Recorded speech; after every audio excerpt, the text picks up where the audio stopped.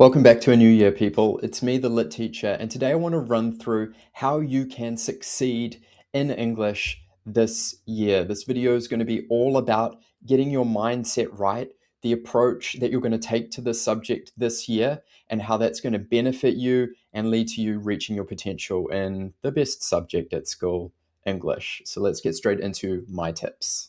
Perhaps the most important thing to do well in English this year and succeed and reach your potential is to approach the subject with an open mind. If you approach English with a closed mind, thinking things like, oh, I'm not really good at this subject, or I'm not a reader, or Shakespeare is so boring, then you've already lost. You've already approached the subject with a closed mind, and you're going to severely limit the success that you're going to have in the subject. You're going to need to flip this. You're going to need to change your mindset and approach things with an open mind. Yeah, I can do well at this because English is all about ideas and I have good ideas. Or, yeah, I am a reader because I read. And yeah, I know Shakespeare wrote over 400 years ago, but is there some stuff in his plays that I can grip onto and find interesting and relevant? I bet if you try, you will find it and you will get more out of the subject and you will learn things that will benefit you for the rest of your life. So, the first thing that you're going to need to do is flip your mindset, get your head straight, and approach English with an open mind. That's number one. The second thing that you're going to need to do is stay switched on. What do I mean? I mean, you're going to have to pay attention. You're going to have to listen in class, even if it gets kind of boring. The reason is that you never know when something is going to come up in a class discussion, whether that is from your teacher or from the person sitting a couple of rows over from you in class, that's going to make everything click for you. English is very much a subject like this. Sometimes it just takes a comment to suddenly help you understand everything and see things from the perspective you need to be able to write that fantastic essay. When I explain this to my classes at the start of the year, I often mention a short story about a guy called Harry that I taught many years ago. And Harry had been on the cusp of doing really, really well in English, but he hadn't fully reached his potential as far as I was concerned. Now, to cut a long story short, at the end of the year, he sat the exams, and when we got the grades back in January, he totally blitzed it. He got excellences, and he'd done exceedingly well. So I said to Harry when he came back to school, could he bring his exams in so that I could see the essays that he wrote? And he did, and I read them, and I could not recognize anything that I had said in those essays. Yes, they were about the texts that we had studied, but the ideas he had come up with seemed to be totally his own. And I asked Harry about this. I said, man, where did these ideas come from? Because I don't remember talking about this in class whatsoever. And he said, no, we did, sir. Don't you remember when we were talking about this thing? And the truth is that I couldn't. And what we worked out together was essentially that I'd made a throwaway comment just off the top of my head one day, but that had been the thing that Harry had taken notice of. He'd written it down, and when he got into the exam and the questions popped up, that was what came into his mind and got him that excellence grade. You don't know when lightning is going to strike, when the moment of inspiration is going to arrive, and the only way to make sure that it happens is to stay switched on. You got to listen, people. You got to listen, listen, listen. Controversial take. You actually need to read the texts you're studying in class. Like, actually read them. I mean, sit down, and if it's a novel, read that novel from the start to the end. I cannot stress this enough. And if you really want to do well, you should probably read it again. I'm serious, especially if you're a level 2 or level 3 student and you're chasing those higher grades. You're going to want to read that text as many times as you can to be as familiar with it as possible. I am teaching To Kill a Mockingbird currently. I have read this book probably 10 times. Every time I read it, I see something else that blows me away. The more you read a text, the more you're going to get out of it. And it's often the first reading that we find is not really enough. We just get the story and the basics of what happens. It's the second time we read a text that we actually understand what the author is doing because we know the plot and we can see how clever the construction of it is, or how nuanced and intelligent the language they're using is. So, yeah, you have to read the text you're studying. I know there are a million shortcuts you can take, but please, people, there is no shortcut that beats actually reading the text you are studying. Believe me. Life is about taking chances, and so is the English subject. Because English is so much about your ideas and your take on things and your original thoughts and feelings about a text, then you're going to need to take some chances and explore those ideas. So, throughout the year, when your teacher is setting assignments, especially those kind of random essay assignments where they say, okay, guys, on Thursday, I want an essay on this topic, go. Why don't you try and take a chance? Push yourself, explore an idea that's maybe a little bit out there. Sometimes you're going to get it wrong, and that's okay because you're going to learn from that. In fact, you're probably going to learn more from that than the times that you actually get it right. But there'll be times that you get it right too, and you're going to feel really, really good about yourself. But if you just try to write an essay or an assignment response that's the same as what everybody else is doing, or it's rote learned from something that you read on the internet, then yeah, I don't think you're really going to succeed and hit the potential that you have. So take some chances, especially with those practice papers, those practice essays. That is your opportunity to climb a little bit higher and take a few more risks. So take chances. That's where the most growth is going to happen. Embrace the uncomfortable. What do I mean by that? Well, essentially, what I mean is that in the English subject, you're going to be in a lot of uncomfortable situations. Maybe the teacher is going to ask you a question and you're going to have to answer that in front of the class. Or maybe you're going to have to write a paragraph on a text that you don't really feel like you understand fully. Instead of clamming up and shutting down and giving up, you need to embrace those moments and give it a go. This also applies to when you're practicing to write exams, okay? Often, what I will find, particularly with good students, is their revision process for writing an exam essay is to take a practice paper and then spend like 4 or 5 hours trying to really perfect a response to it. What's the problem? Well, the problem is they don't have that amount of time in the real exam. The reality is you maybe have an hour or 90 minutes if you're lucky. So you're going to need to embrace the uncomfortable feeling of working under pressure, working under time constraints. And it's through all that practice and embracing the uncomfortable moments that you're going to get to the end of the year and sit down in that exam and feel comfortable because, hey, you're used to it. You've practiced this and you got it. Take frickin' notes, people. Oh my gosh. The lit teacher is telling you to take some frickin' notes.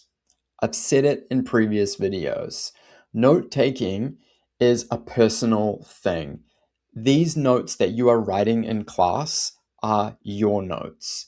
The person next to you doesn't need to understand them. The only person who really does is you. So, however you want to do it is fine as long as it does a couple of things. As long as it takes the information you're hearing in class and it puts it into language that you can understand.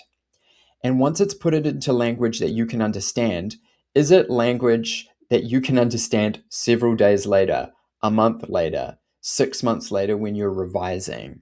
Is the level of detail there? The only way that you're going to get good at taking notes is to take notes. It's literally a thing of practice makes perfect, right? So take frickin' notes, people. I know you believe that everything you're hearing is going to jump into your brain and stay there, but it is not. You need to take those notes, put them in hard copy on paper.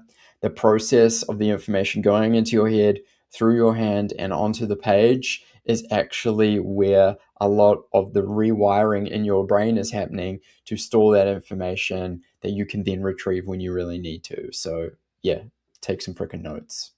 Learn the language of English. I don't mean learn the English language, I mean learn the language of the English subject. What does that mean? Well, it means get familiar with the terminology and vocabulary that is specific to English and English literature. I'm talking about stuff that you might have seen in my other videos, the language features you need to be across, the similes, the metaphors, the personification, all of that stuff. You need to learn what those things are so that when it really counts, you can retrieve that knowledge and put that into your exam response too. So you need to learn the language of English, okay? Glossaries are your friend. Taking notes on this stuff through videos that I've made on 10 language features you need to know or 10 more language features you need to know is going to help you massively. And also learn the language specific to the assessments that you are doing. I have videos, for example, on the language of NCEA English, because that is really specific and certain things have specific meanings that you may not be aware of. So get across it. Learn the language of the English subject. It's going to help you massively. Okay, I'm going to get like a little bit fired up about this one because it's probably the most frustrating thing for me as a teacher. You need to use the feedback that you're getting from your teacher to improve your work. So often, I see students when they're given back an assignment or a practice essay or whatever it is, they look straight at the mark. They go, oh, okay, that's the mark I got.